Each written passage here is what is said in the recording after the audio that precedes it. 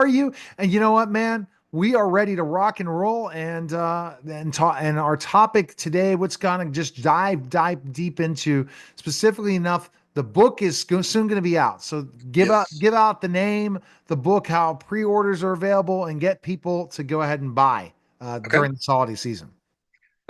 This book is Watergrave. It's the first of an Abbey Roads mystery um, series, and so we have at least six planned. Watergrave releases on January 29th. The ebook is already there for pre-sale everywhere that you can get an ebook.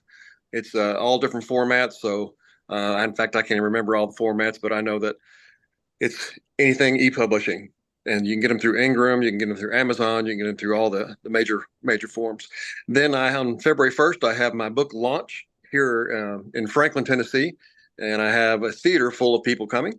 And so we're going to actually have the books there available for them. I'm going to give them about an hour's worth of background of how Abbey Roads came to be, what makes me as an author, and what the series is going to be going. But Watergrave is the first, and as a pastor and a writer, I put the two things together, and the opening scene is pastor being found dead in the bottom of a baptistry in a small church. And so that's where the story begins. I think it's fantastic, for sure. And a murder, always a murder interests people. Why is it that murder series do so well? I don't know. There's this that I think there's part of us that wants to solve the riddle, wants to be a little bit of a Sherlock Holmes in that, and we see that, and the finality of it as well. And so you just see how all the pieces play together. How many people that are actually considered suspects, and would I be one of those if the case were flipped onto me? And then how does this, in my case, the homicide detective, how does she put those pieces together? And in this whole series, how do the crimes and the stories affect her in her past and trigger past memories? Wow. It's definitely kind of getting people to figure it out. And when you write it, you really want to give clues, but not enough, not too many clues, right? Yeah, that's the hard balance.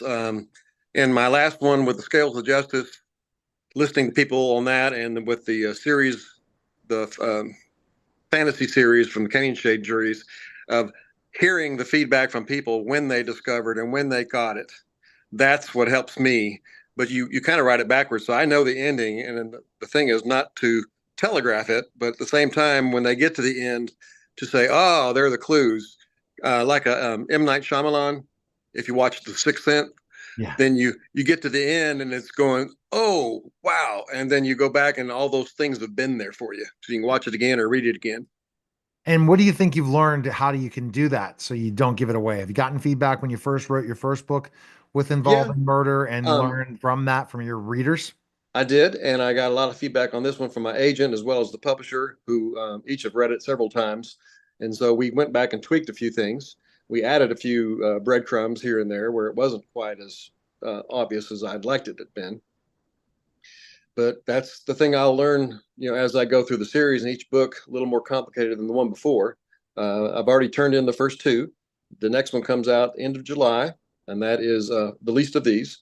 And then I'm working on The Curse right now, which would come out the following January. And what do you hope overall? Do you want this to become a movie or a Oh series? gosh, that Something? would be my dream. Yes. In fact, when I picture it, I to be consistent, I download pictures of certain actors, actresses that fit the image of the person I want to be in there and the ones I'm describing. And so they go with there, and yeah, that would be an absolute dream.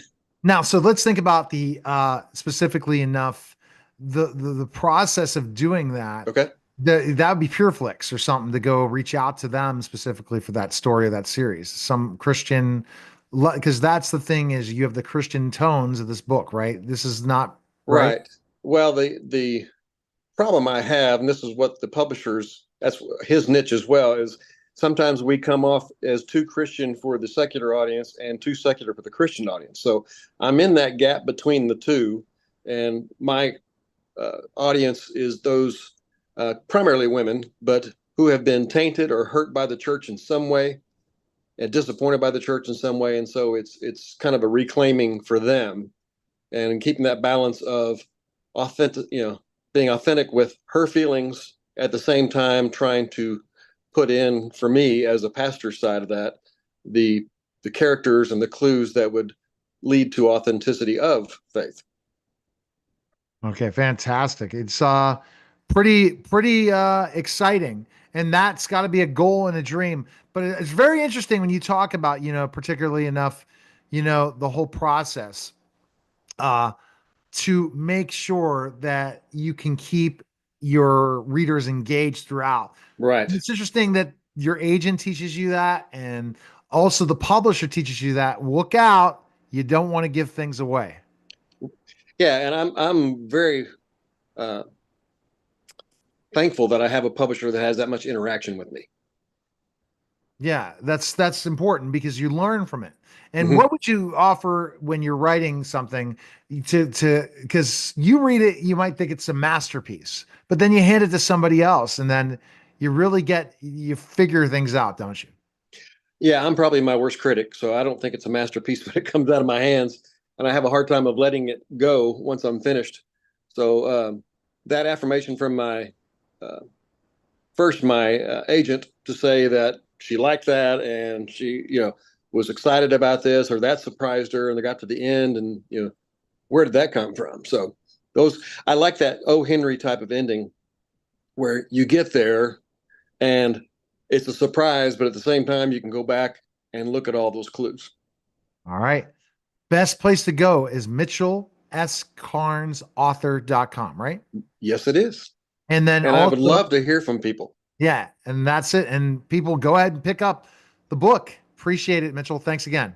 All right. Thank you. All right, that's a special simulcast Neil Haley Show and the Mitchell S. Carnes